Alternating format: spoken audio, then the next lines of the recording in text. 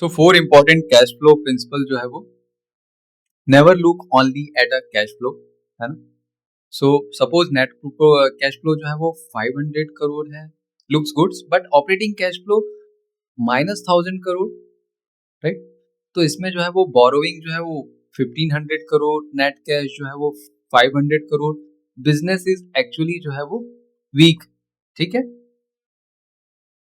तो सारे जो है वो एनालिस्ट जो है always operating cash flow study करते हैं, investing cash flow, financing individually जो है वो स्टडी करना जो है वो इम्पोर्टेंट है, ठीक है ना। और इम्पोर्टेंट चीज है कि फोकस जो रहता है वो sustainable cash flow, one time asset sales should not be confused with the regular business cash generation. Recurring operating cash flow is a much more valuable. तो वो कैश कहाँ से जनरेट हो रहा है कंपनी में, दैट इज इम्पोर्टेंट, ठीक है। Extraordinary item if large one-time transaction distort cash flow, the analysis should identify it, consider its effect separately, as with the exceptional items in the profit and the loss profit and the loss account में। Practically जो है वो अगर operating cash flow 2000 crore का है, investing जो है वो, ठीक है, -1500 करोड़, फाइनेंसिंग जो है वो 300 करोड़ है, एक्सलेंट है, ठीक है ना। Business generating cash and invest for the growth, और है ना। तो यहाँ पे जो है वो 200 करोड़ का जो है ऑपरेटिंग ओसीएफ है, ठीक है ना। इन्वेस्टिंग कैश फ्लो कितना हो गया यहाँ पे, 1500 करोड़ का हो गया, ठीक है। एंड 300 करोड़ जो है, 300 करोड़ जो है वो डेप्थ जो है वो पेमेंट हो गया। सो अल्टीमेटली इसमें जो है वो 200 करोड़ जो है वो, इसमें जो है वो नेट पॉजिटिव जो है वो बच रहा है। तो business is generating cash and invest for growth and still रिपेज the डेब्ट। तो यहाँ पे जो है this is the good business. तो इस तरीके से जो है वो तीनों कैश फ्लो के कंपोनेंट जो है वो ऑपरेटिंग कैश फ्लो, फाइनेंसिंग और इन्वेस्टिंग कैश फ्लो, तीनों को जो है वो स्टडी करके जो है वो एनालिसिस को जो है वो डिसीजन लेना है वेदर कंपनी इज गुड और, है ना, स्ट्रांग है क्या। कंपनी बी जो है वो operating -500 crore, investing -1000 crore and financing जो है वो +1700 करोड़। तो +1700 करोड़ मतलब company survives only because of its keep raising money. तो यहाँ पे जो है वो इसको एनालिसिस करना है। तो कंपनी का जो है ओसीएफ जो है वो -500 करोड़ है, ठीक है। देन उसके बाद -1000 करोड़ का क्या है यहाँ पे जो है वो इन्वेस्टिंग एक्टिविटी से है, एंड फाइनेंसिंग से कितना हो रहा है वो, है ना, 1700 करोड़ का जो है वो, है ना, फॉर दी फाइनेंसिंग से आ रहा है, ठीक है ना, फाइनेंसिंग से आ रहा है। सो अल्टीमेटली ये जो कंपनी है ना, इसका मेन ऑपरेशन से नेगेटिव कैश फ्लो जनरेट हो रहा है। -1000 करोड़ मतलब कंपनी जो है वो क्या कर रही है कि कुछ नया प्लांट खरीद रही है, लेकिन वो प्लांट कहाँ से खरीद कर रही है, फ्रॉम दी, यहाँ पे जो है वो हैवी बोरोइंग से कर रही है। तो इसको एग्जामिन करना जो है वो इम्पोर्टेंट है। इट कीप रेजिंग मनी, या तो इक्विटी से कर रही है या लोन लेके कर रही है। तो यहाँ पे जो है वो इम्पोर्टेंट चीज एग्जामिन करना बहुत जरूरी है कि कैश फ्लो जो है वो कहाँ से जो है वो जनरेट हो रहा है, ठीक है ना। तो इन्वेस्टर जो है वो चेकलिस्ट जो है वो कैश फ्लो स्टेटमेंट में, is operating flow cash flow is a positive, OCF is growing everywhere, capital expenditure creating future growth, is companies borrowing too much, financing cash flow repeatedly positive because of constant depth and equity raising, is cash generation coming from the operation or from the selling asset। तो ये important question जो है वो checklist जो है वो देखना है for the cash flow, which is very very important for any business, ठीक है ना। तो यहाँ पे जो है वो नेक्स्ट चैप्टर में जो है वो देखेंगे सेक्शन 8.5 में कि statement of change in the share holder equities, equity changes क्या होता है, profit, dividend, share issues, buy back, है ना, and cash flow statement next जो है वो, है ना, accrual counting, profit versus operating cash flow, investing, financing cash flow, business expansion and funding, है ना। तो ये सारी पार्ट हमने जो है ये प्रीवियस टॉपिक में जो है वो डिस्कस किया। नेक्स्ट जो है वो सेक्शन 8.7 में notes to account, important point, है ना, ऑडिट रिपोर्ट, ये सब जो है वो करेंगे। तो मोस्ट जो बिगनर हैं वो रेवेन्यू, प्रॉफिट, ईपीएस डिस्कस करते हैं, लेकिन जो प्रोफेशनल इन्वेस्टर हैं उनको balance sheet, profit and loss, cash flow, ये तीनों को जो है वो लॉट ऑफ टाइम जो है इनको जो है वो reading notes to accounts and the auditor reports क्यों करते हैं? क्योंकि real story is hidden in the footnotes, not in the main financial statement. This is exactly what part of the chapter तो नोट्स टू द अकाउंट्स जो है। तो ये जो नोट्स टू द अकाउंट जो है वो एक्सप्लेन करता है अकाउंटिंग पॉलिसीज क्या कंपनी ने फॉलो अप किया, detailed breakup of the financial statement, additional information needed to understand the financial statement. तो नोट्स टू अकाउंट इंपॉर्टेंट क्यों है कि like think of buying a house, seller says price 80 lakhs, look simple, लेकिन after reading the legal report property dispute है, pending loan है, court case है, illegal construction है। तो यहाँ पे जो है वो ये सारी चीजें जो है इस टाइप की इंफॉर्मेशन ऐसे जो है वो कवर अप होती है नोट टू द अकाउंट में। तो बैलेंस शीट में लॉन्ग टर्म डेप्ट 20,000 करोड़ का है। तो is this a bank loan, foreign currency loan, bond है, सिक्योर्ड है, अनसिक्योर्ड है, हाई इंटरेस्ट है, लो इंटरेस्ट है, ये जो है this is completely answered in the notes to accounting. So two major area covered in the notes: significant accounting policies, contingent liabilities.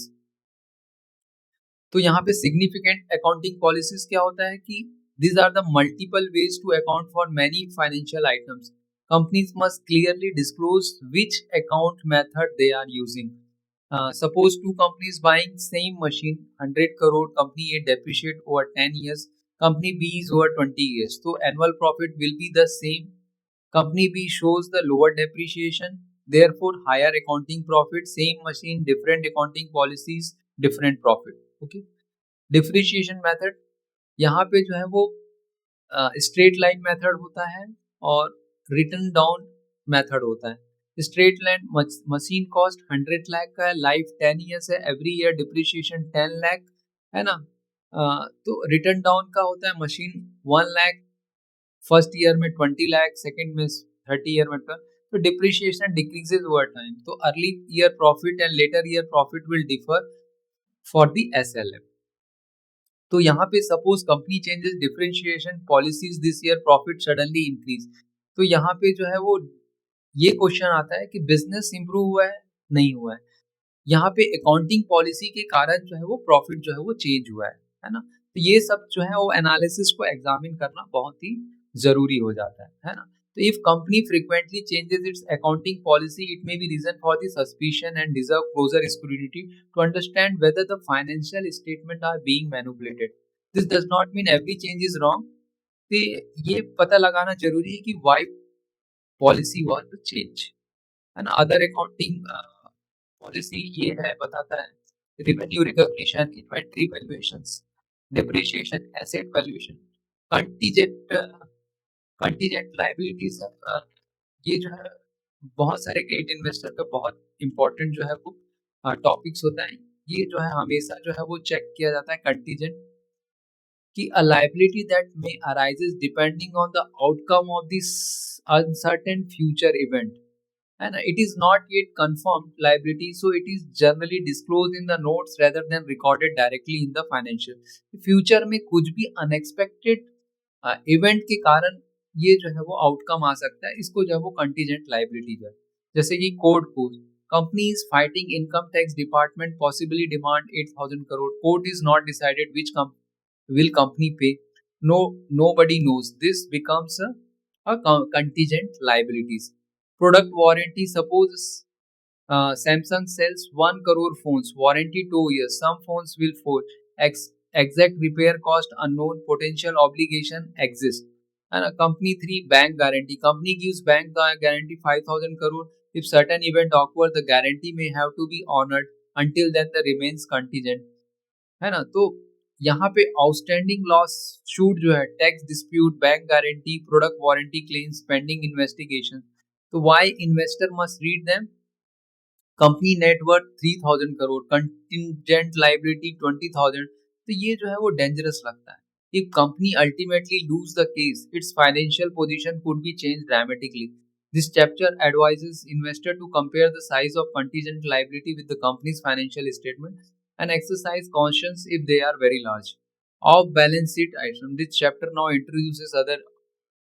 What are off balance sheet items? These are asset हो गया, liabilities होगी this that do not appear directly on the balance sheet, instead they are disclosed in the notes. Contingent liabilities, certain derivative contracts, operating loss leases, है ना, तो ये जो है वो these are the of balance sheet term dangerous, है ना. Company का डेप्ट जो है वो 5000 look comfortable but notes reveals that huge derivative exposure 40,000 crore and risk is far larger. तो बैलेंस शीट अकेले नहीं बताता, ये इंपॉर्टेंट चीज जो है वो, है ना, करता है ये. ठीक है. Section important points while looking at the financial statement. This gives financial statement look difficult only until you understand the terminology. Once you know what each line item means, reading financial statement becomes easier जो है. The chapter gives an important warning. Numbers can be made to look good by assumptions or creative. Why investors should always attention to auditor qualification, notes to account, fine print. ये सब बहुत important चीज है. Company changes depreciation life from 10 years to 20 years. Depreciation falls, profit increases. Business did not improve. Accounting assumptions changed. Changes to accounting period can create confusion. Example: previously year 12 month, current year 15 month, revenue increases 25%. Did business improves? Not. Reporting period जो है वो become longer. तो यहाँ पे जो है वो important चीज है यहाँ. वन टाइम आइटम्स में इंक्रीज और decrease profit, therefore always identify कि non recurring item before judging the performance. ठीक है ना.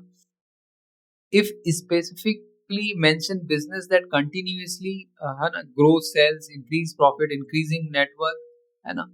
Investor should prefer companies that consistently improve over time, sales improve करना, इंक्रीज प्रॉफिट, इंक्रीज नेटवर्क, है ना, reduce डेप्थ, improve margin and improve net return on the network. Such companies are more likely to create a long term values. ठीक है ना.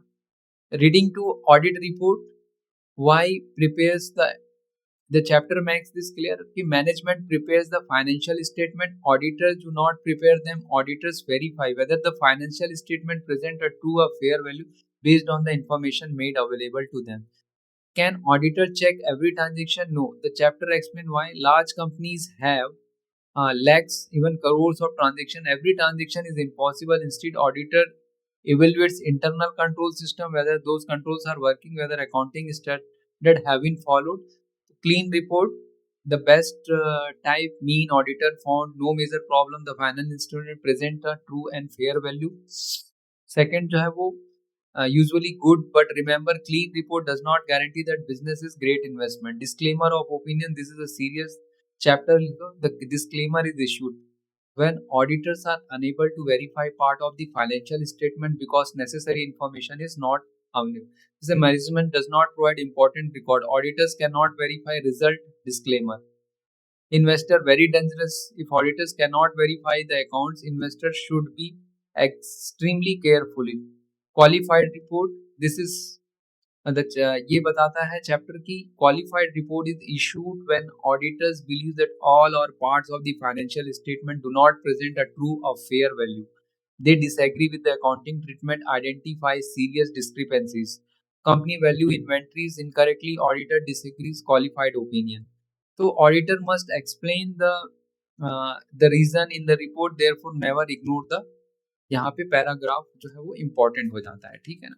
तो professional investor checklist क्या हो गया? Notes to account, accounting policy, डेप्थ details, court cases, contingent liability, off balance sheet. Auditor report में clean opinion, qualified opinion, disclaimer, any rejection. Financial statement में ये चेक कंसिस्टेंट रेवेन्यू ग्रोथ आ रहा है, प्रॉफिट क्वालिटी है, कैश फ्लो आ रहा है, डेप्थ है, रिटर्न ऑन इक्विटी, है ना. So this we have covered in the previous topic में. तो नेक्स्ट जो है वो इसमें जो है वो notes to account, accounting policy, contingent liabilities, off balance sheet जो है वो. ठीक है ना. नाउ नेक्स्ट सेक्शन में जो है वो financial statement, very important, using ratio. तो इसका जो है वो कंप्लीट जो है वो कवर अप करें. मोस्ट इंपॉर्टेंट जो है वो अभी तक हमने balance sheet, profit and loss, cash flow statement, notes to account, audit report, ये सब जो है वो कवर कर लिया. Now how do the professional investor compare the companies? Revenue जो है वो 10,000 करोड़ का है, प्रॉफिट 8,000 करोड़ का है. तो convert financial statement into the ratio. तो number alone tells very little, है ना. Ratio tells the real story. Why ratios are needed? Company का जो revenue है वो 10,000 करोड़ का है, प्रॉफिट जो है वो 800 करोड़ का है. Look impressive. Now other companies revenue 5,000 crore है, ठीक है ना, profit 900 crore. Which company is better? Just looking at the profit, company B is better. But let's calculate profit margin. Company A का जो है प्रॉफिट मार्जिन 8% है, कंपनी बी का जो है वो प्रॉफिट मार्जिन जो है वो 1.8% है. नाउ द पिक्चर जो है यहाँ पे, company A is earning much more profit from the every rupee of the sales. This is exactly why the ratio जो है वो ये बताता है कि कौन सा प्रॉफिट जो है, एक every rupee of sales how much profit is generated. तो प्रॉफिट मार्जिन के बारे में ये सब जो है वो रेशियो से ही पता चलता है कि कौन सा कंपनी जो है वो स्ट्रॉन्ग. तो रेशियो एनालिसिस क्यों important? Expressing one financial statement line in item percentage of multiple और another related financial statement item. Instead of looking at number individually, we compare related numbers. Example, instead of reading revenue 5,000 crore, operating profit 500 crore, we'll calculate operating margin is 10%. Compares become one. Suppose Asian Paint profit 4,500 crore है, Berger Paint का 1,200 करोड़ है. तो does that mean Asian Paint is automatically better? No. Compare margin, ROE, ROC, depth, asset turnover, ये सारी जो ratio जो है वो फॉलो अप करते हैं. तो तीन इसके एनालिसिस के मेजर पर्पस होते हैं: डिस्क्रिप्टिव, डायग्नोस्टिक, प्रेडिक्टिव एनालिसिस. ठीक है ना. तो डिस्क्रिप्टिव में क्या होता है कि सिंपलेस्ट यूज होता है. Ratio help describe the financial statement more meaningfully. Instead of saying कि भारती एयरटेल एग्जांपल लेते हैं, ऑपरेटिंग प्रॉफिट 47 बिलियन है, कि ये सजेस्ट करता है कि ऑपरेटिंग प्रॉफिट का जो परसेंटेज है 5.8% ऑफ द रिवेन्यू है. Now reader immediately understand the proportion. Why percentage is better? Company A 100 crore है, कंपनी बी 80 करोड़ है, company A looks better. Company A sales 10,000 crore, company B जो है वो 5,000. प्रॉफिट मार्जिन ए का जो है 1% है, कंपनी बी का जो है 16% है. एक्चुअली जो है वो company B is a more profitable than the company A. तो एब्सोल्यूट नंबर कैन मिसलीड हो सकता है. Ratio at perspective, this is exactly what descriptive analysis का मतलब होता है इन द रेशियो में. Diagnostic analysis, this is diagnostic means finding the reason behind the financial performance. And a doctor does not only say you have a fear, he asks why. Similarly, analyst asks why did profit change. Bharti Airtel revenue declined around 2%, but EBITDA declined around 14%. Why did EBITDA fall much faster? Ratio analysis जो है वो help करता है. Expenses as a percentage of revenue, for example, network operating expenses went from 23.8% to 27.6%.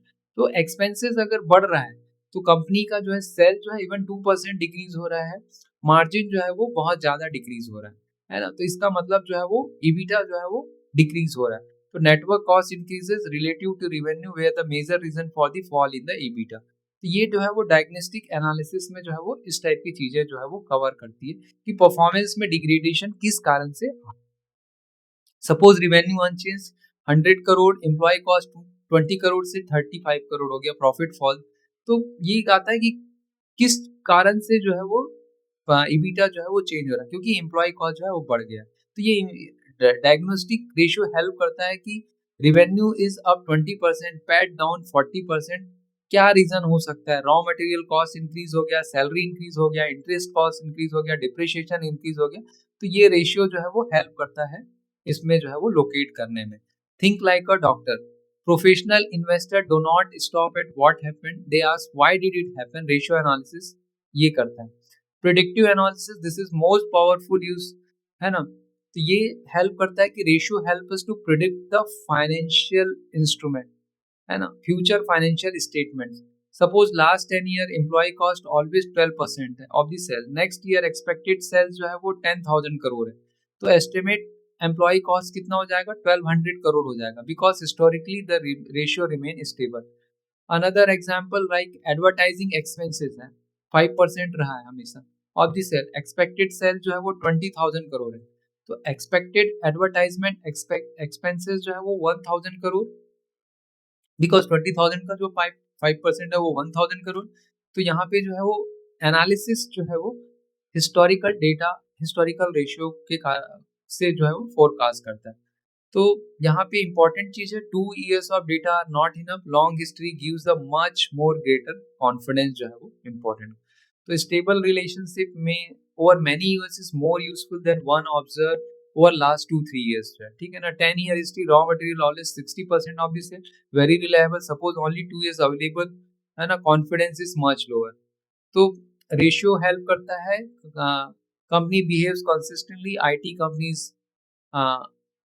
employee cost usually remains large portion of the revenue, cement companies है ना, power cost often remains within the range, bank credit cost moves within the historical, है ना। तो ये सब जो है important part जो है वो play करता है, ठीक है ना। condition for good ratio analysis, तो when calculating ratio, two numbers are being compared should be related to each other. Good example, PAT, percentage of revenue, meaningful because profits come from the revenue. Bad example, cash divided by employee salary, not generally, क्योंकि यहाँ पे suppose H D NPA जो है 2% है, ICICI bank NPA, immediately comparison becomes easy. Suppose Tata steel का debt जो है 80,000 करोड़ है, JWS का 70,000, स्टील कर not calculate debt to equity ratio, comparison become जो है वो प्रोफेशनल हो जाता है। तो professional investor, what two numbers I am comparing are the logically related? Does the ratio explain the company's quality? Can I compare it with previous years? Can I compare it with the competitors? Can it help forecast the future? ये सारे जो है वो answer जो है वो ratio analysis करने से जो है वो पता चल जाता है, ठीक है ना। तो इम्पॉर्टेंट चीज है डिस्क्रिप्टिव, इस सेक्शन 8.10 में जो है वो डिस्क्रिप्टिव एनालिसिस, पर्सपेक्टिव डायग्नोस्टिक जो है वो प्रिडिक्टिव है, ये सारे जो है वो 5 पॉइंट जो है वो बहुत इंपॉर्टेंट जो है इस सेक्शन में जो है वो स्टडी के। नेक्स्ट जो है वो कॉमनली यूज्ड फाइनेंशियली रेशियो जो है वो, वाई रेशियो एनालिसिस इंपॉर्टेंट है ना, profitability ratio, return ratio, leverage ratio, liquidity ratio, efficiency ratio. तो इसको जो है वो वन बाय वन जो है स्टडी करेंगे। प्रॉफिटेबिलिटी, शॉप ए जो है वो 100 का सेल्स करता है, प्रॉफिट 20, तो यहाँ पे 20% इज, है ना। शॉप बी जो है वो 100, profit 5, which shop is better? Obviously shop A, because it keeps more profit from every 100 rupees sales. This is called the profitability. तो profitability ratio ये measure करता है कि how much profit company earns for every rupees of the sales. Higher profitability generally indicating stronger pricing power or better cost control, although competition and industry condition also matter. Why do profitability ratio changes? Competition industry, suppose 20 companies sell cement, everyone cut prices, profit margin falls. So suppose only one company makes special medicine, customer have no alternative, profit margin becomes high. तो important कि very high probability normally does not continuously हमेशा नहीं रह सकता, because high profit attracts new competitors, competition reduces price, है ना, and margin जो है वो ग्रेजुअली जो है वो नॉर्मलाइज होता है। तो मेन प्रॉफिटेबिलिटी रेशियो जो है वो EBITDA margin, PAT margin, EBITDA का जो मेन रहता है margin, EBITDA divided by net sales, है ना। तो how much operating profit company earns before interest, tax, depreciation and amortisation. 100 crore का है EBITDA 250 crore, EBITDA margin will be 25%, meaning every 100 sales company keeps 25 report, ठीक है। वाई ईबिटा मार्जिन इंपॉर्टेंट, क्योंकि ये जो है वो चैप्टर ये ईबिटा मार्जिन ये बताता है कि फंडिंग डिसीजन, डिप्रिसिएशन पॉलिसी, है ना, नॉट अफेक्टेड बाय दिस, ठीक है ना। भारतीय एयरटेल का जो है अगर 32.2% मतलब FY19 का जो है वो, तो FY18 का 36% था, margin decline meaning operational become less profitable. तो high beta margin generally means जो है वो बेटर ऑपरेशनल इफिशियंसी बताता है, lower margin may indicate rising cost, lower pricing power, strong competition. PAT margin means profit after tax. PAT margin मतलब PAT divided by net sales, meaning this tells how much profit finally belongs to the shareholder. Revenue अगर 1000 करोड़ का है, PAT 80 crore का है, तो PAT margin जो है वो 8% है, meaning out of 100 sales, company keeps 8 rupees after paying everyone. Why PAT margin matter? The shareholder receives what remains after paying employees, suppliers, bank, government. So difference between EBITDA margin and the PAT margin. EBITDA margin is a before interest and taxes, and PAT margin is calculated after interest and tax. तो जो EBITDA margin जो है वो operating performance जो है वो calculate करता है बिजनेस का जो है वो. पैट मार्जिन जो है वो टोटल जो है फाइनल शेयर होल्डर जो है वो प्रॉफिट जो है वो मेजर करता है. ठीक है ना. ये जो है वो नॉर्मली हायर रहता है. ठीक है. एंड पैट मार्जिन जो है वो नॉर्मली जो है वो लोअर रहता है. ठीक है ना. एक एग्जांपल से समझते हैं. रेवेन्यू अगर 100 है, ईबीटा जो है अगर 30 है, इंटरेस्ट जो है 5, डिप्रिसिएशन 10 हो गया, तो ईबीटा का जो टैक्स 3 है. ठीक है ना. तो यहाँ पे जो है वो 12 जो है वो टोटल जो है वो पैट. मान लो एक एग्जांपल लेते हैं, तो ईबीटा मार्जिन 13% आ गया. अगर 100 में जो है वो अगर 30 जो है वो ईबीटा है, सो तो 30% विल बी द ईबीटा मार्जिन. अगर 100 में जो है वो 12 है, पैट जो है वो, आई विल राइट पैट यहाँ पे जो है वो ईबीटा जो है वो, है ना. ईबीटा जो है वो that is 30, so this is 30%. अगर पैट जो है वो 12 है, तो नॉर्मली जो है वो पैट का परसेंटेज हमेशा जो है वो कम कम रहेगा, बिकॉज टैक्सेस रिड्यूस होगा, डिप्रिशिएशन डिड्यूस होगा, इंटरेस्ट रिड्यूस होगा, तो उसमें से डिडक्ट होते जाएगा. तो पैट जो है वो नॉर्मली फाइनल जो शेयर होल्डर प्रॉफिट जो है वो कम मिलता है उसमें जो है वो. ठीक है. सपोज जो है वो ईबीटा मार्जिन जो है वो स्टेबल है ना, पैट मार्जिन जो है वो फॉल कर रहा है. तो क्वेश्चन यहाँ पे आता है कि क्या रीजन है कि यहाँ पे जो है वो क्या उस कंपनी का जो है वो डेप्थ जो है, जो उधारी है वो बढ़ रहा है, टैक्स इंक्रीज हो रहा है, या डिप्रिशिएशन जो है वो इंक्रीज हो रहा है, कि क्या व्हाट इज द रीजन जिसके कारण जो है वो ईबीटा मार्जिन जो है वो स्टेबल होने के बावजूद भी, है ना, ईबीटा जो है वो स्टेबल है, but PAT is decreasing. PAT is decreasing है. ठीक है ना. सो रीजन उसमें जो है ये 3 हो सकते हैं. डेप्थ बढ़ रहा है, टैक्स इंक्रीज हो रहा है, या डिप्रिशिएशन जो है वो इंक्रीज हो रहा है. तो ये सब जो है क्वेश्चन जो है वो इन्वेस्टर को जो है वो प्रॉफिट लेवल जो है वो स्टडी करते समय जो है वो एनालाइज करना रहता है. ठीक है ना. नाउ रिटर्न रेशियो जो है वो इस चैप्टर में इंपॉर्टेंट है. Profit is not alone in उतना ही इनफ नहीं होता है, बिकॉज टू कंपनीज जो है वो सेम प्रॉफिट जो है वो अर्न कर सकता है using different amount of the capital. Example से देखते हैं. मान लो एक कंपनी जो है वो 100 करोड़, उसका प्रॉफिट जो है वो 20 करोड़ है. कंपनी बी का सेम जो है वो 500 है, और उसका जो है वो प्रॉफिट जो है वो 20 करोड़ है. लेकिन किसने कैपिटल बेटर किया, है ना, ये जो है वो चेक करना जरूरी है. तो कैपिटल कंपनी ए ने 100 करोड़ से 20 करोड़ प्रॉफिट कमाया, कंपनी बी ने जो है वो 500 करोड़ से जो है वो 20 करोड़ कमाया. तो रिटर्न रेशियो जो है यहाँ पे जो है बहुत इंपॉर्टेंट चीज है. तो इसमें जो है वो डिस्कस करेंगे return on equity and return on the capital employed जो है वो, है ना. तो आरओई जो है वो one of the most important parameter for the equity investor, क्योंकि यहाँ पे इफिशिएंटली जो है वो कंपनी कितना जो है वो रिटर्न जनरेट कर रहा है from the share holder equity, ये बताता है. तो इसका जो मेन इंपॉर्टेंट फॉर्मूला जो है वो पैट एवरेज जो है वो नेटवर्थ. ठीक है ना. तो net worth is share capital plus reserve and surplus, इसको अगर ऐड करेंगे तो टोटल जो है वो नेटवर्थ मिल जाता है. ठीक है ना. एग्जाम्पल देखते हैं कि अगर 100 करोड़ का शेयर होल्डर इक्विटी है, पैट जो है वो 20 करोड़ है, तो यहाँ पे जो है वो 20% will be the ROE will be the 20% जो है वो. ठीक है. एंड एवरी जो है 100 इन्वेस्टेड कितना जनरेट कर रहा है, 20 रुपीज प्रॉफिट जो है वो जनरेट कर रहा है. ये जो है वो माना जाएगा इसमें. आरओई क्यों इंपॉर्टेंट है, अगर दो कंपनी जो है वो 100 करोड़ प्रॉफिट जो है वो जनरेट कर रहा है, कंपनी ए जो है वो इक्विटी जो है वो 500 करोड़ है, एंड आरओई जो है वो 20% जो है वो. ठीक है ना.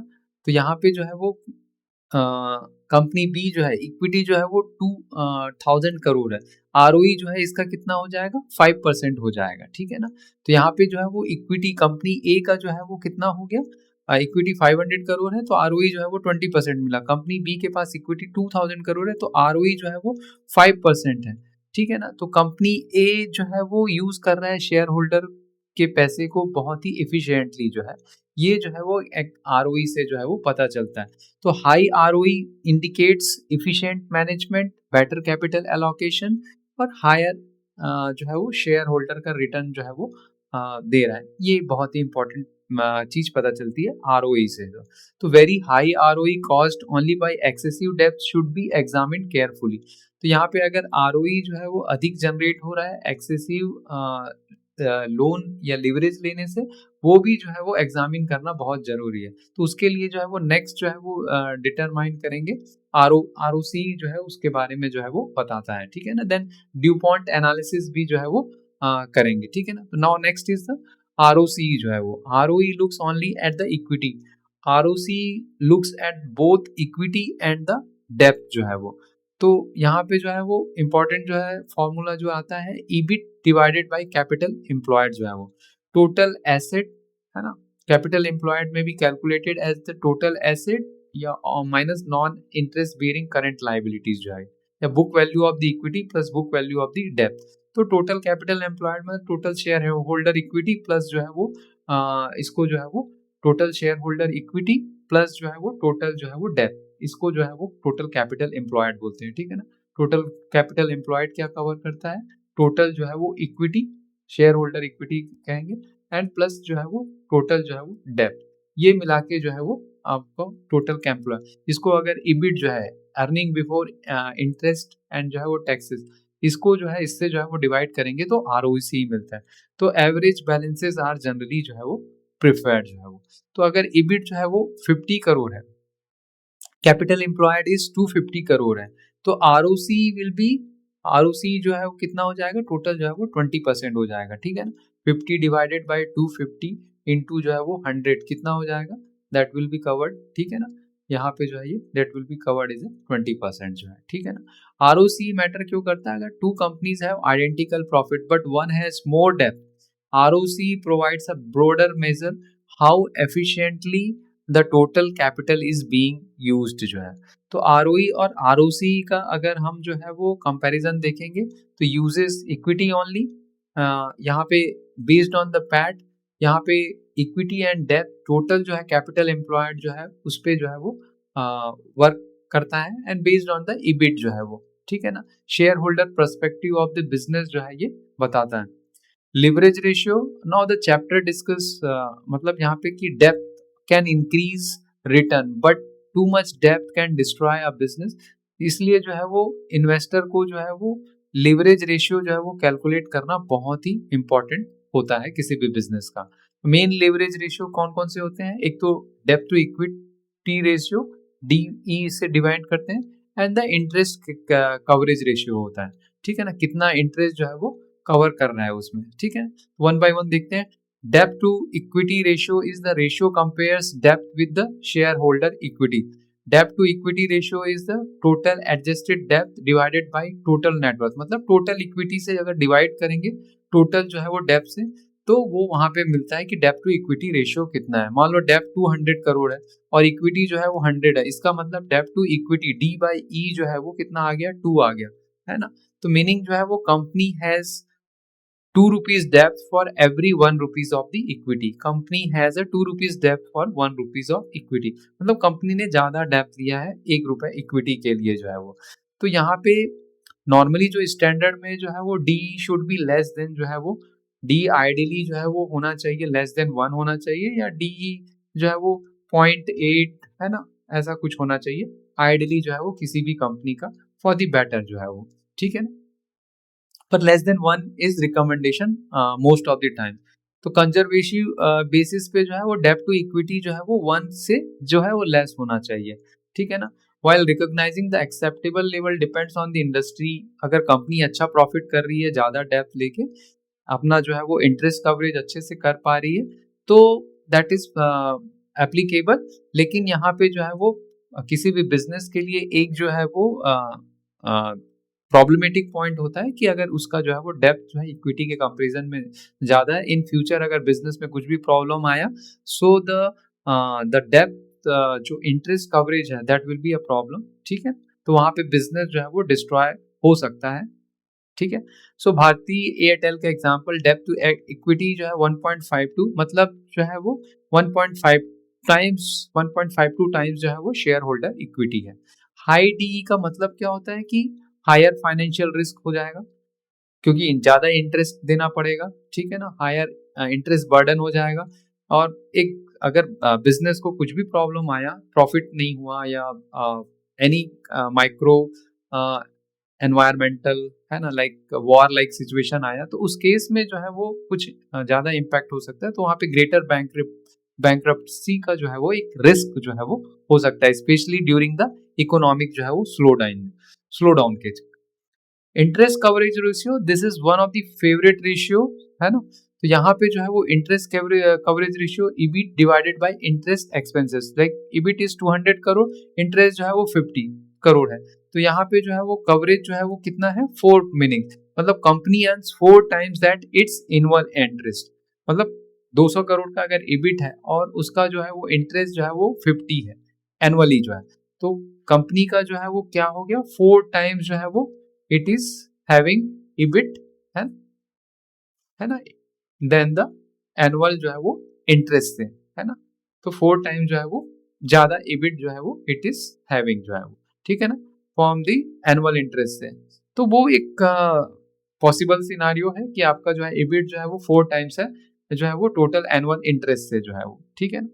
तो कवरेज अगर 10 क्रॉस है तो एक्सलेंट है, कवरेज 5 क्रॉस है तो कंफर्टेबल है, लेकिन 2 क्रॉस है तो वहां पे जो है एक प्रॉब्लम हो सकती है, ठीक है ना। And below 1 will be a danger, like अगर मान लो कि आपका इंटरेस्ट जो है वो 10 करोड़ है और आपका EBIT जो है वो दैट इज ऑल्सो 10 करोड़, तो ये जो है 20 करोड़ है। तो यहाँ पे एक प्रॉब्लम जो है वो वाली सिचुएशन हो सकती है। अगर इंटरेस्ट जो है वो कवर जो है वो 10 है एंड EBIT जो है वो आपका जो है वो 10 है, तो यहाँ पे एक प्रॉब्लम वाली बात हो सकती है।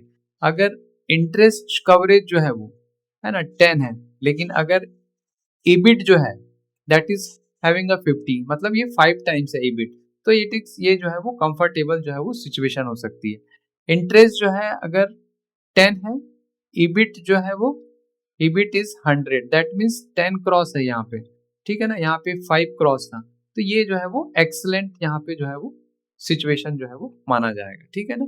तो डेंजर किस टर्म्स में रहेगा, अगर EBIT जो है वो 2 क्रॉस है ना, 1 क्रॉस है, बिलो 1 क्रॉस है, तो यहाँ पे जो है एक जो है वो सिचुएशन जो है वो यहाँ पे 2 क्रॉस है। अगर मान लो 1 क्रॉस रहा, इंटरेस्ट जो है वो 10 है एंड EBIT जो है वो दैट इज यहाँ पे 10 है, तो यहाँ पे 1 क्रॉस है, तो यहाँ पे ये जो है वो डेंजर वाली सिचुएशन हो सकती है ना। यहाँ पे जो है ये अटेंशन चाहिए, अगर बिजनेस को कुछ भी इम्पैक्ट होगा तो that business will be in the danger. तो इस टाइप की जो है वो एनालिसिस जो है वो पता चलता है इससे, ठीक। So now this company with coverage below 1 और नेगेटिव अर्निंग विद इंटरेस्ट, है ना, may face serious problem if they do not improve. अगर कंपनी जो है वो टाइम के साथ जो है उसकी प्रॉफिटेबिलिटी इंप्रूव नहीं हुआ, तो वहां पे जो है एक सीरियस जो है वो प्रॉब्लम जो है वो क्रिएट हो सकता है, like Kingfisher Airlines has an example of. So यहाँ पे एक इंपॉर्टेंट चीज का, अगर कंपनी ए का जो है EBIT जो है वो 500 करोड़ है, इंटरेस्ट जो है वो 50 करोड़ है, कवरेज जो है वो 10, तो यहाँ पे सेफ है। कंपनी बी का 500 करोड़ है EBIT, अगर इंटरेस्ट जो है वो 450 करोड़ है, तो कवरेज जो है ऑलमोस्ट जो है 1.1, तो यहाँ operating point is consumed by interest is a very risky. यहाँ पे जो है this is a very risky situation because EBIT is equal to almost interest के जो है, तो विच इज अगर कोई भी सिचुएशन यहाँ पे बिजनेस में इम्पैक्ट आता है तो the condition will be very danger for the company जो है वो, ठीक है ना।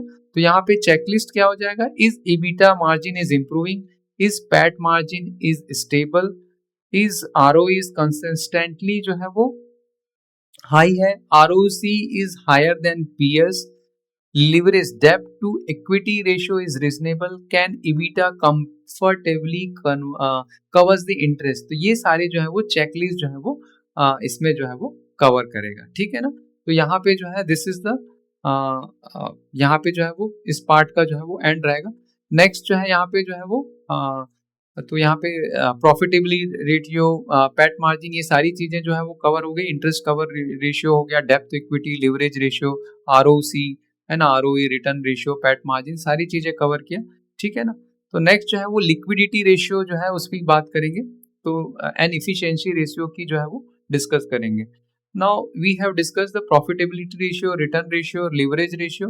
नाउ लिक्विडिटी रेशियो मतलब अ कंपनी में बी प्रॉफिटेबल, ग्रोइंग, ROE भी जो है वो ज्यादा, but still face bankruptcy if cannot pay its short term obligation. So why liquidity जो है वो बहुत important है. मतलब शॉर्ट टर्म ऑब्लिगेशन को अगर वो जो है वो नहीं फेस कर सकता, अगर पे नहीं कर सकते, तो there will be a problem, है ना.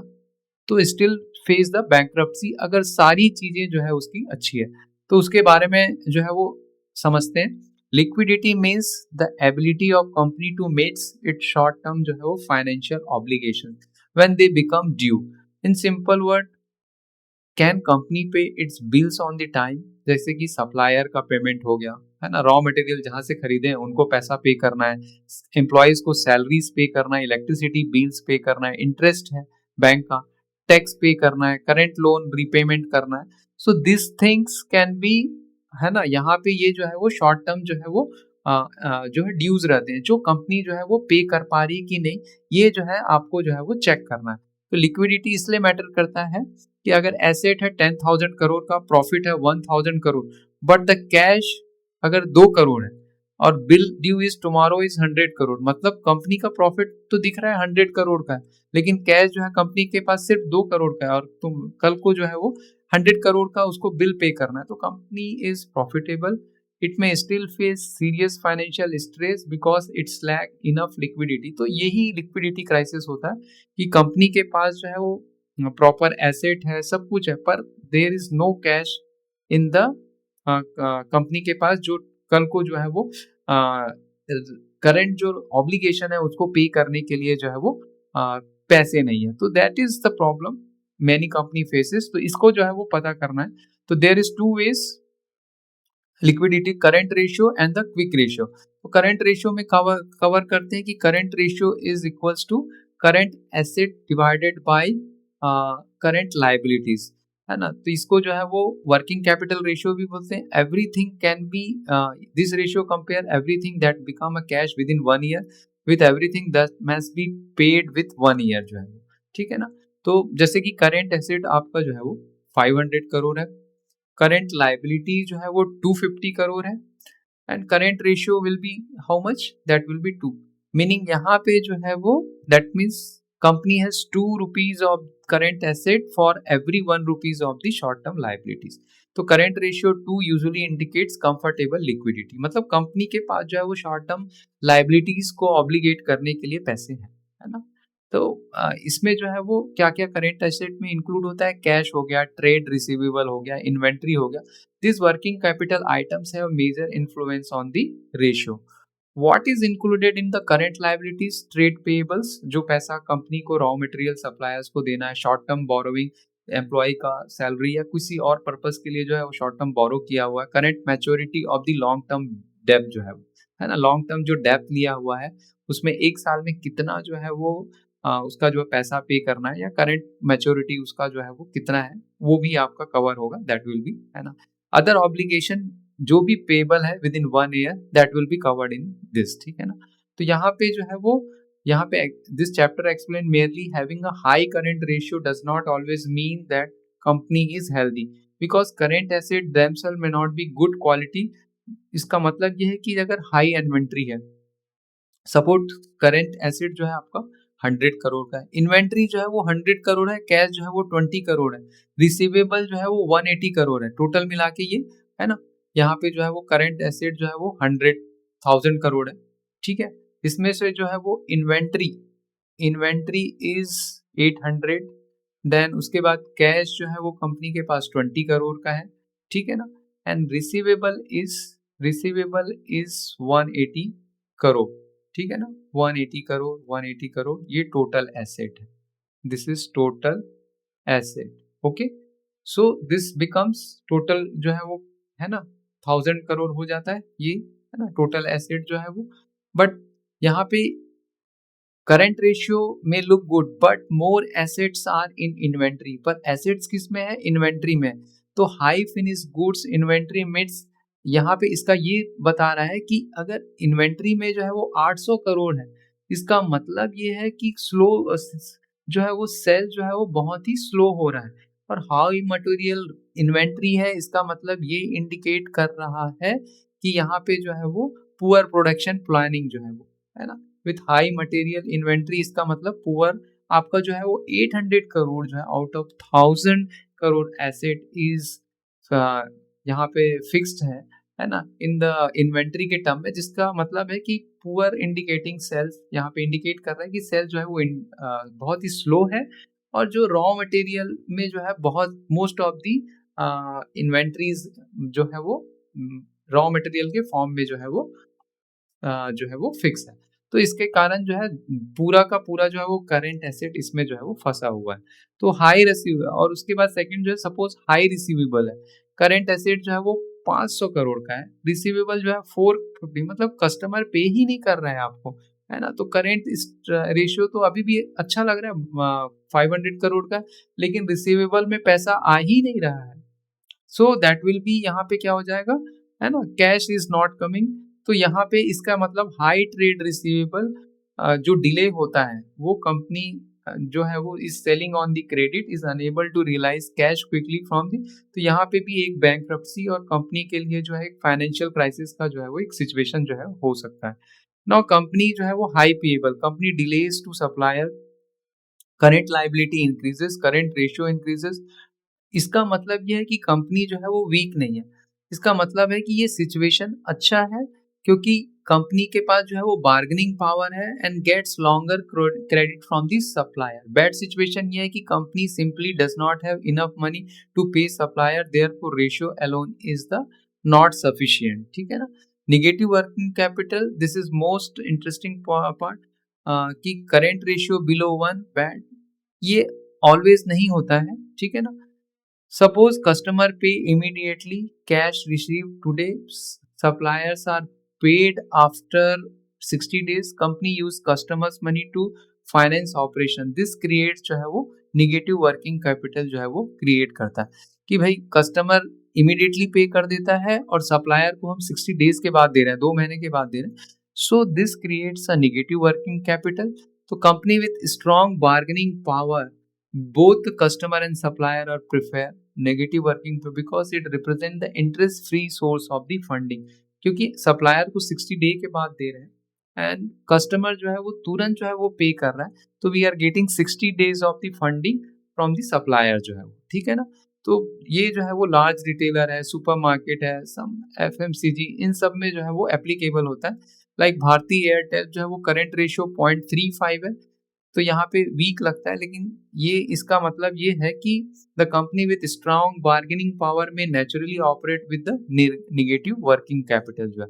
नेक्स्ट जो है वो क्विक रेशियो, तो quick ratio is inventory can not always be converted into cash immediately, है ना। जो इन्वेंट्री है, फिनिश प्रोडक्ट है ना, रॉ मटेरियल है, वो जो है वो तुरंत जो है वो कैश में कन्वर्ट नहीं हो सकता। तो इसका मतलब क्या है कि क्विक रेशियो ये बताता है कि current asset minus inventory divided by current liability. Suppose current asset is 600, inventory 200 crore, current liabilities जो है वो 400, तो क्विक रेशियो जो है यहाँ पे कितना हो जाएगा, quick ratio will B 1।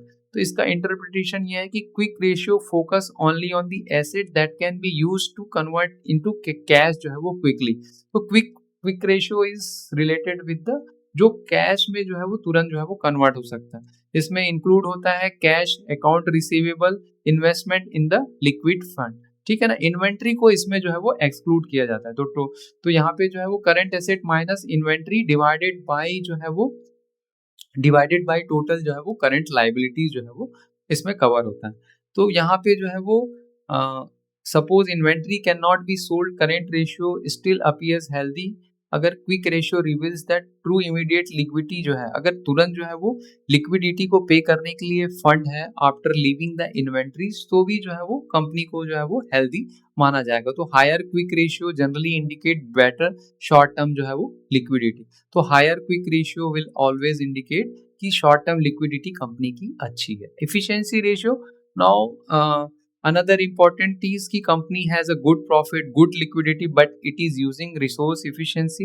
Efficiency का मतलब है कि how effectively the company uses its assets, working capital to generate revenue and the cash. More efficiency ratio, account receivable turnover, account payable turnover, asset turnover, है ना, and inventory. तो how quickly does the company collect money from the customer, तो account receivable turnover revenue divided by average account receivable, है ना। तो जैसे कि अगर रेवेन्यू जो है वो 1000 करोड़ है, एवरेज रिसीवेबल जो है वो 100 है, ठीक है ना। 100 करोड़ का जो है वो रिसीवेबल है, तो टर्नओवर जो है वो 10, meaning receivables are collected rapidly relatively to the annual sales जो है वो, ठीक है ना। इंटरप्रिटेशन अगर कि यहाँ पे higher ratio better because less money is locked in the credit sale. Low ratio इसका मतलब ये बताता है कि company offers very easy credit और company has difficulty recovering money from the customers, ठीक है ना। Account payable turnover, this ratio means how purchase related to supplier credit, purchases divided by account जो है वो पेएबल। अगर हमने परचेज किया 800 करोड़ का और पेबल जो है वो 200 करोड़, तो टर्नओवर जो है वो 4 क्रॉस हो। इसका मतलब ये है कि अगर अकाउंट पेबल लार्ज है और ratio becomes low, this means company is taking larger credit from the supplier. अगर रेशियो गुड है तो यहाँ पे डिपेंड करता है, company has strong bargaining power, supplier willing to give long credit जो है वो। अगर company has cash shortage, can not pay suppliers, यहाँ पे ये प्रॉब्लम। कुछ कंपनीज में जो है वो सप्लायर्स को बहुत लॉन्ग टर्म के बाद जो है वो देना पड़ता है कैश जो है, तो दैट इज अ, वहाँ पे एक क्रेडिट में जो है आपको जो है वो रॉ मटेरियल मिल रहा है, तो वहाँ पे एक अच्छा सिचुएशन है। दूसरा है, इसको ऐसे समझते हैं कि कंपनी के पास जो है वो कैश शॉर्टेज है और कंपनी सप्लायर्स को पे नहीं कर पा रही है, तो वहाँ पे जो है वो एक जो है वो बैड सिचुएशन जो है वहाँ पे जो है वो उसकी बात हो जाती है, ठीक है ना। तो यहाँ पे इसे always interpreted in the that concept. तो यहाँ पे जो है वो good companies always focus on the collecting money on the time and paying suppliers on the time. They do not deliberately delay suppliers payment, ठीक है ना।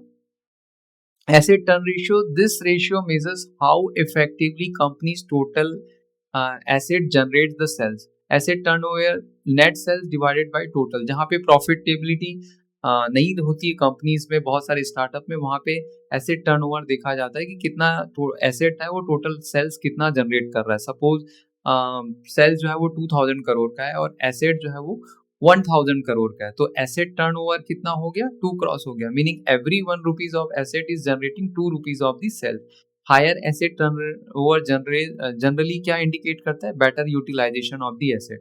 सपोज फैक्ट्री कॉस्ट 1000 करोड़, अगर मशीन जो है वो आइडल रहेगा तो कैपिटल जो है वो कुछ भी नहीं अर्न नहीं करेगा। तो यही बताता है कि continuous use of asset to produce goods and services improves both revenues and the profitability जो है वो।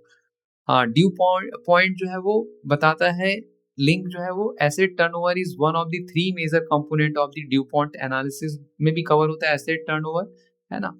जो inventory turnover, this ratio is measure how many times inventory is converted into sale जो है वो। तो inventory turnover sales divided by inventory जो है। Suppose sales is 1200 crore, inventory जो है वो कितना है 300 करोड़, तो टर्नओवर कितना हो जाएगा 4 टाइम्स हो जाएगा, ठीक है ना। Higher inventory turnover generally indicates inventory is quickly converting, है ना, reducing the amount of capital locked in the stocks. Why important? कि अगर inventory stays unsold, the money remains blocked and the goods may deteriorate. तो यहाँ पे higher turnover जो है वो एक important जो है वो situation रहता है। FMCG company usually have higher inventory turnover and capital goods company generally have a lower जो है वो inventory turnover रहता है। ये रिफ्लेक्ट करता है कि difference in businesses model rather than the better and the worse management.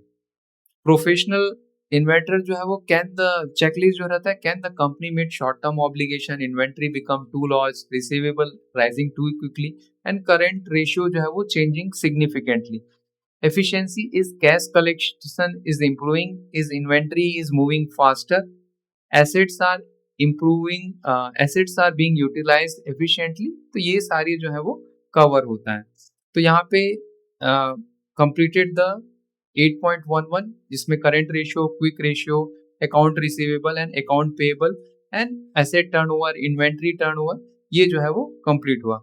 Now due point analysis एक बहुत important topic, already जो है वो profitable ratio, ROE, ROC, है ना, डेब्ट to equity ratio, asset turnover, ये DuPont analysis, two companies may both have an ROE of 25%, but one may have a reached or because of high profits and another have may reached it because of the high borrowing.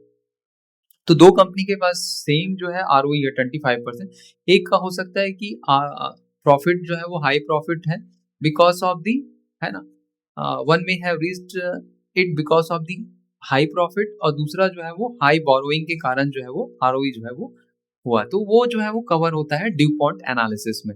Why DuPont analysis needed? Company A जो है ROE 25%, company B ROE जो है वो 20. First दोनों को लगता है कि दोनों की आरओई जो है सेम है, लेकिन जो है वो we need to understand what is driving जो है वो आरओई. ये समझना बहुत जरूरी है कि आरओई जो है वो इक्वल्स टू होता है प्रॉफिट डिवाइडेड बाय इक्विटी. ठीक है ना. Suppose profit is 100 crore, equity then ROE is 20%. But suppose, है ना, company achieve 20%, this is where the DuPont analysis comes in जो है वो. तो DuPont analysis break on return on equity को multiple component to understand how different factors contributed to ROE, है ना. तो ये आरओई को जो है वो ब्रेक करता है कि कौन कौन सब फैक्टर जो है आरओई को बढ़ाने में हेल्प कर रहा है, कि मार्जिन बढ़ रहा है, एसेट टर्नओवर बढ़ रहा है, कि लीवरेज से पैसा आ रहा है. ठीक है ना. तो ड्यूपॉन्ट एनालिसिस का सिंपल जो फॉर्मूला है that is net profit divided by sales profit margin, then the sales divided by asset, that is asset turnover, and equity upon the asset is, that is the leverage. ये leverage हो गया, this is asset turnover and this is the profit जो है वो यहाँ पे जो है ये बढ़ रहा है, अगर प्रॉफिट बढ़ रहा है तो. ठीक है ना, प्रॉफिट मार्जिन, तो ये नेट प्रॉफिट मार्जिन है. ठीक है ना. ये एसेट टर्नओवर, तो ये अगर दोनों चीजें बढ़ रही है तो कंपनी का आरओई बढ़ रहा है, दैट इज गुड. लेकिन अगर इक्विटी मल्टीप्लायर है, मतलब ज्यादा एसेट मेरे पास है इक्विटी के मुकाबले 4 क्रॉस 5 क्रॉस 10 क्रॉस, तो यहाँ पे मैंने इक्विटी इज द एसेट, यहाँ पे मैं लिवरेज से जो है वो आरओई जो है वो उस कंपनी का बढ़ रहा है. So that is a dangerous thing. आगे जो है वो समझेंगे एग्जांपल से. तो 3 कंपोनेंट्स होते हैं, net profit margin, asset turnover ratio and the leverage. अगर कंपनी का नेट प्रॉफिट मार्जिन जो है वो that is net profit divided by the sales. ठीक है, करेक्ट.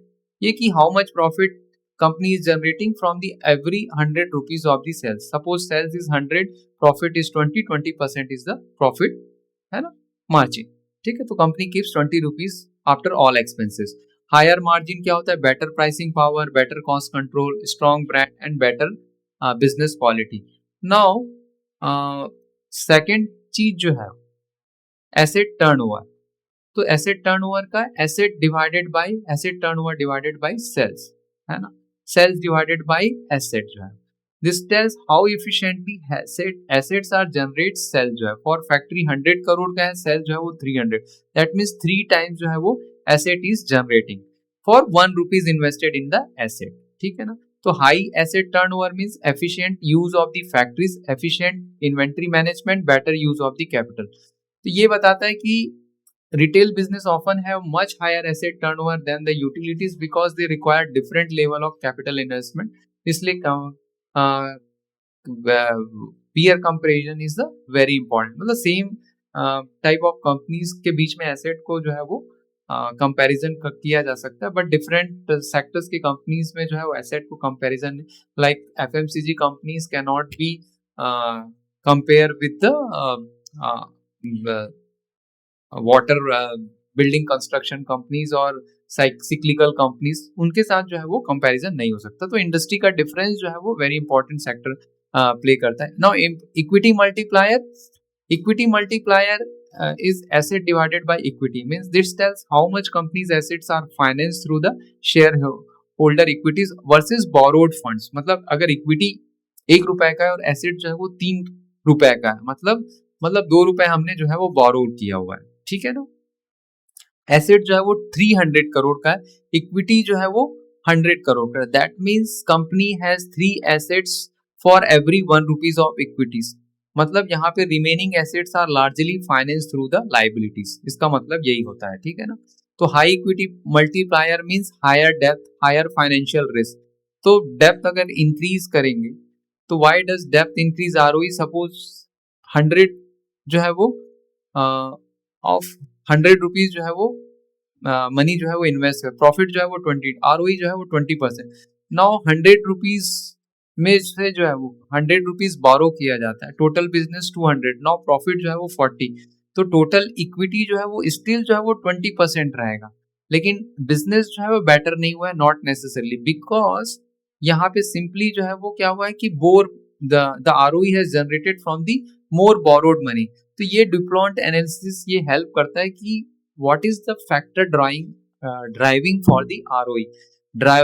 जो ROE है वो नेट प्रॉफिट मार्जिन से आ रहा है, या एसेट टर्नओवर से आ रहा है, या जो है वो लिवरेज से आ रहा है, या हायर डेप्थ से आ रहा है। तो यहाँ पे जो है वो इम्पोर्टेंट है कि हायर प्रॉफिट मार्जिन ROE में increase because of higher profit margin, higher efficiency and higher leverage. अगर ROE increase because of high margin and higher efficiency, ये जो है वो पॉजिटिव है। अगर हाई ROE इंक्रीज होता है बिकॉज ऑफ हायर लिवरेज, तो वहां पे एक रिस्क वाली सिचुएशन है, ठीक है।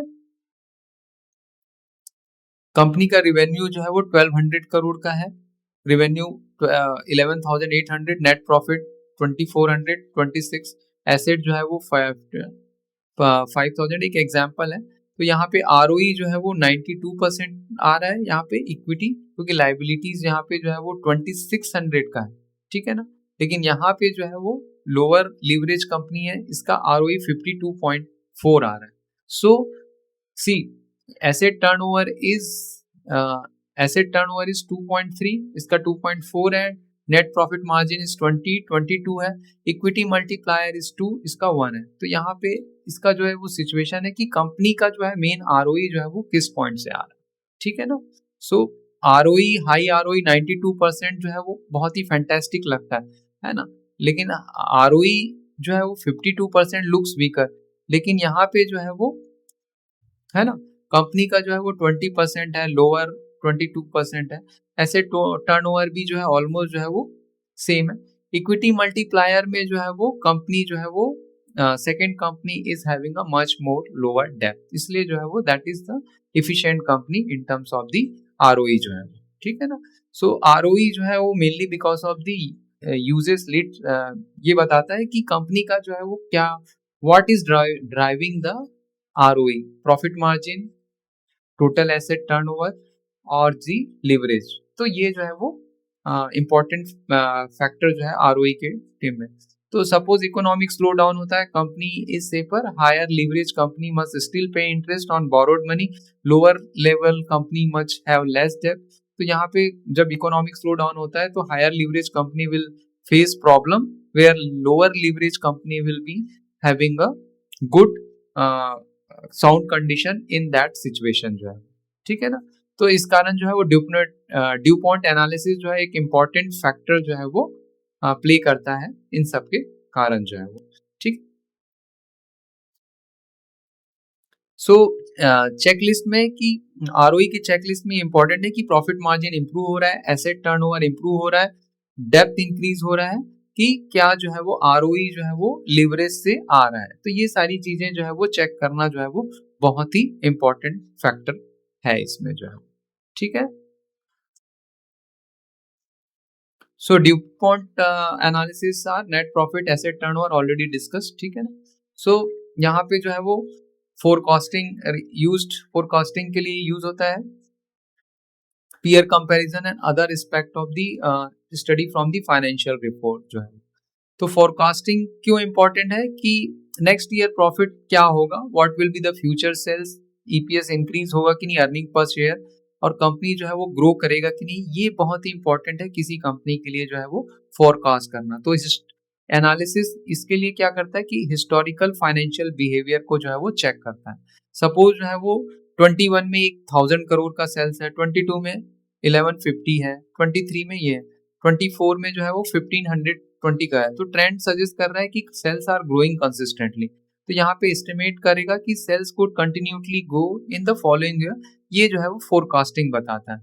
तो फोरकास्टिंग में जो है वो employee cost has already 10% of the sales, तो expected sales next year will be, employees cost जो है वो 200 crore. Simply if raw material has been historically जो है 55% ऑफ द सेल, तो यहाँ पे जो है वो इनिशियल एस्टिमेट जो है नेक्स्ट ईयर में 55%, तो जो है फिक्स है एम्प्लॉय कॉस्ट हो गया, रॉ मटेरियल कॉस्ट हो गया, जितना परसेंटेज लगता है अगर वो फिक्स है तो वो अप्रोक्सीमेटली वहां पे जो है वो ले सकते हैं कैलकुलेशन में, तो एज्यूमशन में। तो forecasting usually using historical data analysis, using assuming that the past behaviour is fair representation of the future but immediately after making, है ना।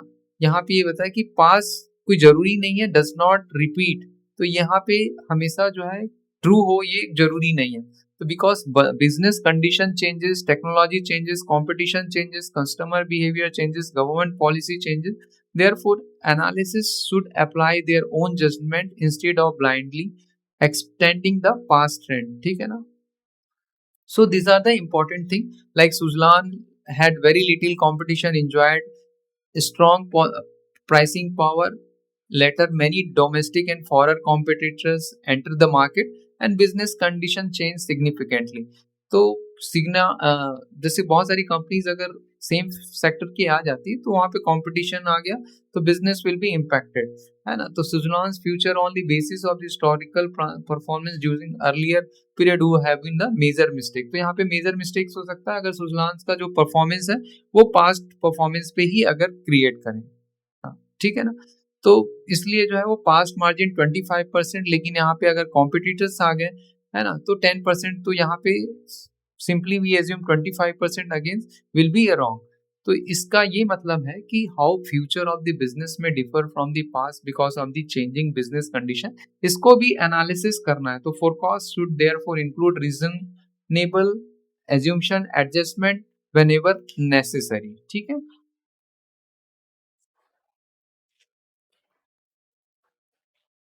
सो नेक्स्ट जो है वो पीयर कंपैरिजन। यहाँ पे जो है इंपॉर्टेंट थिंग है कि why better to than its competitor. Suppose company has ROE 20%, look goods, but all competitors है ROE 30, suddenly a company a does not look. तो looking at the company's financial statement helps understand how its on performance comparing with other company in the same industry. Like अगर पॉलीकैब है, phenol x cable है, are add काबिल है, अगर सबका जो है आरओई चेक किया जाए तो अगर Polycab is having a higher ROE और other cable company is not, तो उसको एग्जामिन करना इंपॉर्टेंट है, सेम है ना, कॉम्पिटिटिव।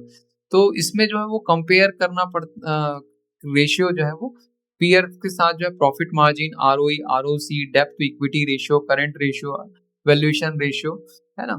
तो यहाँ पे जो है वो suppose Asian Paints ROE 28, Berger 18%, Nerolac का 15% है, तो कंपनी जो है वो कौन सा जो है वो जनरेट अच्छा कर रहा है शेयर होल्डर रिटर्न, ये पता लगाना बहुत आसान है अगर सेम सेक्टर्स की जो है कंपनी को कंपेयर करेंगे, ठीक है ना। तो यहाँ पे एम्फेसाइज करता है कि same sector of the company, अगर IT company with cement company will be wrong, ठीक है ना। तो डेटाबेस की यहाँ पे जो है वेरियस फाइनेंशियल, ठीक है।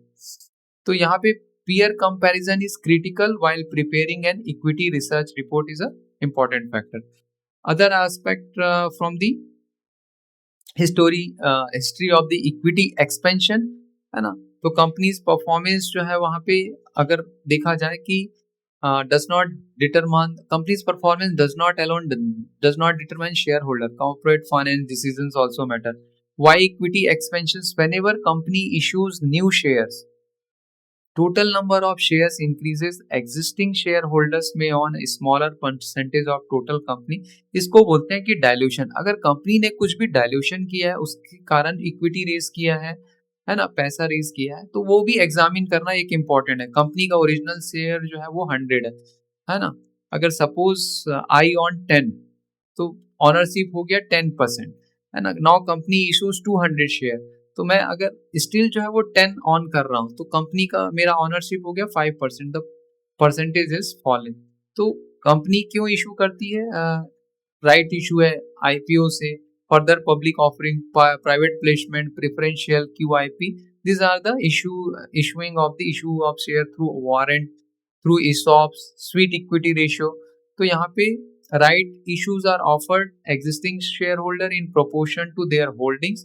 तो यहाँ पे generally do not cause major जो है वो डायल्यूशन जो है, तो यहाँ पे except for the share holder who choose not to describe.